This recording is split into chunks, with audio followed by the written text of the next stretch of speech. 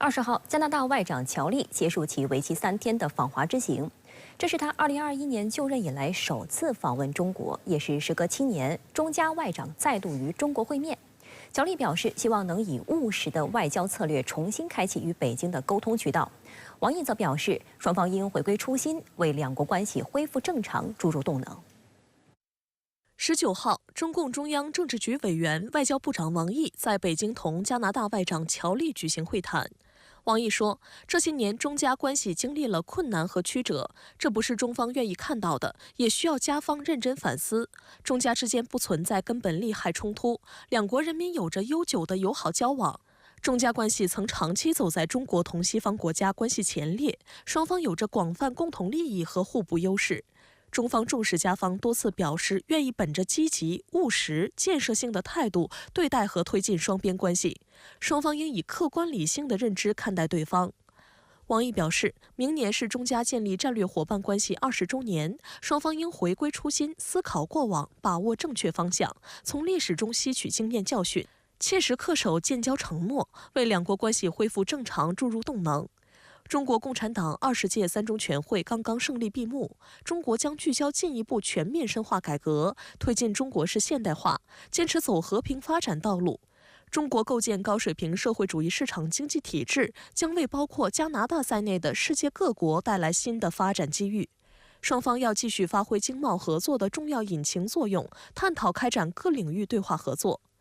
乔利表示，加中人民友好历史悠久，白求恩大夫的故事在加拿大同样家喻户晓。加方愿积极务实地改善和发展对华关系，保持接触对话，加强在经贸、旅游、气候、环保、人文、禁毒等领域合作，实现互利发展。加方将继续恪守一个中国政策。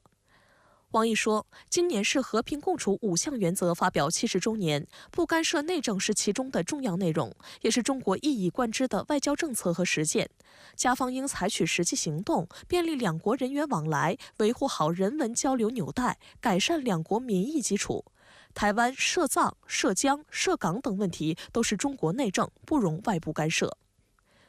加拿大外交部在新闻稿中提到，双方同意保持沟通渠道畅通，并商议定期举行部长级会谈，讨论包括贸易、安全与和平在内的一系列议题。会谈后，乔利还在其个人社交媒体平台以英法2种语言发帖称，会谈富有建设性和成效。加拿大主流媒体对乔利这次北京之行也进行了积极正面的报道。Certainly, the fact that Canada is having this meeting with China is, to some, a good sign. After the relationship between Canada and China, Andrew, soured so badly over the last couple of years. Canada's Foreign Affairs Minister Melanie Joly and China's Foreign Affairs Minister Wang Yi on the ground in China. They've met previously as recently as in February in Germany, but this is the first time Canada's Foreign Affairs Minister is going on the ground in China, meeting with her counterpart Wang Yi. 加拿大《环球邮报》称，乔利访华试图重新开启与北京的沟通渠道。法新社认为，加拿大外长带着弥合分歧的任务前往北京，他期间呼吁与中国保持稳定的关系。一些媒体还回顾了中加关系从稳定到紧张恶化，再到加方寻求解套的历史。2017年，时任加拿大外长弗里兰和总理特鲁多相继访华，双方当时准备宣布正式启动自由贸易协定谈判，但2018年孟晚舟事件发生后，中加关系跌至冰点。特鲁多政府紧跟美国论调，出台加拿大版印太战略，大肆炒作所谓中国威胁。今年2月，王毅在德国出席慕安会期间应邀会见乔利，随后两国关系出现向好趋势。4月，加拿大副外长莫里森访华。5月底，新任中国驻加拿大大使王迪抵加履职。中加两国自2018年孟晚舟事件和2个麦克事件，导致两国关系陷入低谷。后来出现了所谓外国干预选举、加中相互驱逐外交官、所谓中国警务站等问题，导致两国关系不够稳定。以这次加拿大外长访华为标志现在两国关系开始走出低谷，关系回暖的趋势比较明显。未来加拿大其他的政府官员可能会陆续访华。加拿大《环球邮报》重点报道了在涉及中国核心利益问题上的表态。报道援引加拿大政府声明称，该国将继续遵守一个中国原则。路透社则在报道中点出，乔丽此访前一周，包括加拿大在内的北约成员国齐聚华盛顿参加北约峰会，并通过了一份联合声明，称所谓中国是俄乌战争决定性推动者。但乔丽则更注重保持沟通渠道畅通的重要性。他强调，要在对加拿大人来说最重要的领域寻求合作。观察指，尽管在安全层面，加拿大与北约保持战略一致，但在外交与经贸层面，加拿大希望以务实态度与中国发展牢固稳定的双边关系。根据加中贸易委员会发布的报告，中国和加拿大之间有着牢固的经济往来历史，而且随着国力的上升，中国已经成为加拿大第2大经济合作伙伴国，仅次于美国。据加方统计，2023年双边商品贸易总额达1197亿加元，其中加拿大对华商品出口额为305亿加元，较2022年增长6.2%。加拿大国会山时报指出，随着出口持续增长，加拿大企业已加倍压住中国市场。到任近2个月的中国驻加大使王迪18号在该报发表署名文章指出，中国长期稳居加第2大贸易伙伴地位。2023年是加主要出口目的国中唯一增长的市场。Lululemon、加拿大鹅、始祖鸟等加拿大品牌在中国家喻户晓。广大中国民众也盼望到加拿大走一走壮美的原野，看一看神秘的极光。我们也欢迎更多加拿大朋友赴华走走看看，体验一次历史与现代融合的 City Walk， 感受中国发展的万千气象。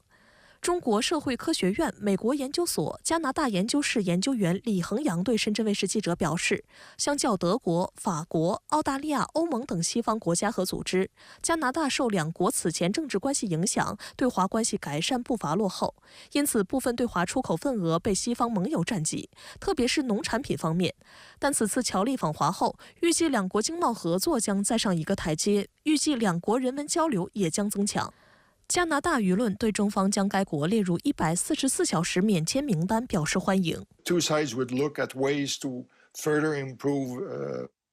people-to-people exchanges in terms of tourism and students. And in terms of tourism,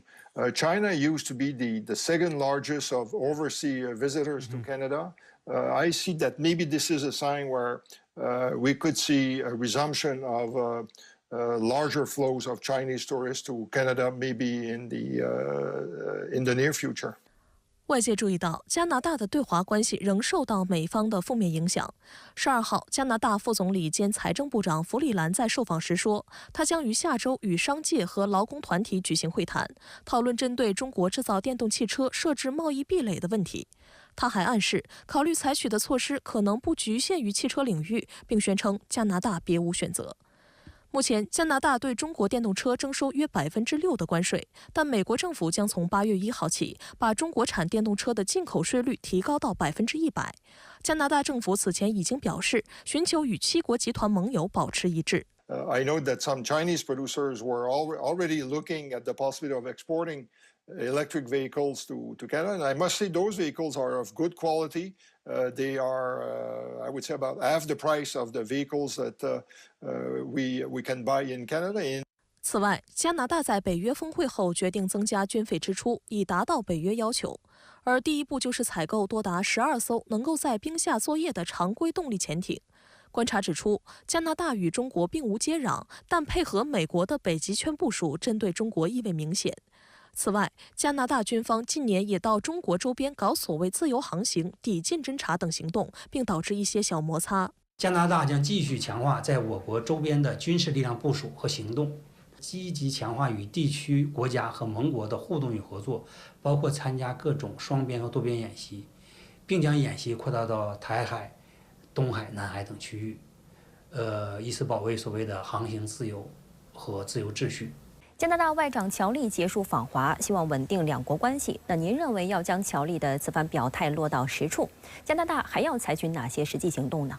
主持人好，加拿大外长乔丽访华，姿态很低，调门也很低，有谦卑的一面，愿意积极务实的改善和发展对华关系。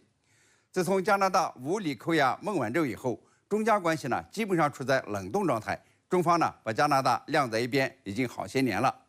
去年11月被中国判刑并且遣返的加拿大间谍，也就是迈克尔和康明凯，因为分赃不均而闹到了法庭。加拿大呢不得不承认他们的确是间谍。这样呢，加拿大再也绷不住了，知道自己理亏，便开始反思与中国的关系，并且呢设法修好。今年2月，慕尼黑安全会议期间，加拿大外长乔里主动找到王毅，说加拿大呢愿意奉行务实外交，致力于改善加中关系，重建信任。王毅外长呢也顺水推舟，希望中加关系止跌回稳，希望呢改善关系。王毅外长强调，中加经济高度互补，没有根本利害冲突，双方呢不是对手，更不是敌人，应该呢成为合作伙伴。现在呢，加拿大外长实现了7年来首次访华，算是两国关系呢向正常化迈出了重要步伐，但是离完全正常化还是有距离。王毅外长说，中方重视加方的多次表态，也希望重回建立战略伙伴关系的正轨。明年呢是中加建立战略伙伴关系20周年，中加双方呢应该回归初心，思考过往，把握正确方向，为两国关系恢复正常注入动能。就是说呢，加拿大还得继续拿出对历史和人民负责任的担当，两国关系才能够正常化。加拿大要在哪些方面还要继续努力呢？王毅外长也把话说明了，不干涉内政是重要方面，特别呢是在台湾、涉藏、涉疆、涉港等问题上。乔里呢虽然表示加方将恪守一个中国政策，但是并没有就取消涉港涉疆制裁问题有所表示。加拿大与美英等国曾对香港实施国安法和新疆人权问题对中国进行过制裁，所以呢，只有加拿大取消毫无道理的制裁，不再干涉中国内政，中加关系呢才能够完全正常化。就在加拿大外长访华之际，加国仍然计划与七国集团讨论应对所谓中国海外警务战，还要考虑是否对华电动车加征关税。那我们说，这不是为中加关系正常化添堵吗？中加关系正常化最重要的是对彼此核心利益的尊重。就中加关系正常化而言，不干涉中国内政，不损害中国核心利益是最重要的。但是加拿大对所谓中国的海外警务战进行秘密调查，希望和七国集团一道采取应对措施，以及要和欧美一道呢对中国电动车增加关税，一样不利于中加关系的改善。因为所谓国外警察战，实际上呢是涉销事务海外服务战，而非警察管理。对于中国电动车加征关税，也是违反自由贸易规范的。不过呢，是欧盟的保护主义做法。这两件事呢，中加还是有谈判空间。关键呢是要看加拿大是否无脑的去跟随美欧，还是面对现实务实处理。两国关系正常化不是说没有分歧和矛盾，关键呢是看能不能平等讨论，实事求是的解决问题。